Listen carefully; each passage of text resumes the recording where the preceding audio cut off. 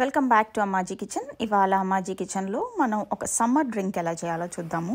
చల్లగా సమ్మర్లో ఇది తాగితే చాలా బాగుంటుంది, చాలా రిఫ్రెషింగ్గా ఉంటుంది. అదేంటంటే కుకుంబర్ చియా లెమనేడ్. మనం సమ్మర్లో కీర దోసకాయ తింటే మన పొట్టకి హాయిగా ఉంటుంది, మనకి హాయిగా అనిపిస్తుంది కదా.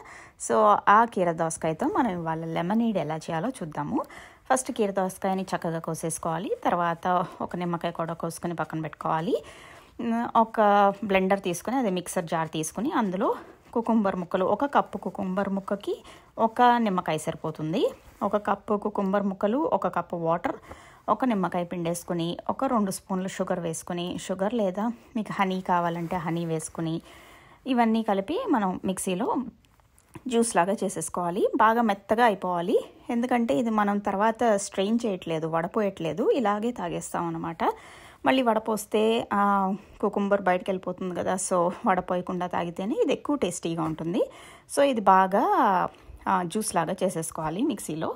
తర్వాత గ్లాస్లో కొన్ని ఐస్ ముక్కలు వేసుకుని, ఇందులో నానబెట్టిన సబ్జా గింజలు లేకపోతే చియా సీడ్స్ ఒక 2 స్పూన్స్ వేసుకుని, మనం ఆల్రెడీ చేసిన జ్యూస్ని ఇందులో పోసుకొని చల్లగా తాగితే ఇది సూపర్ ఉంటుంది సమ్మర్లో.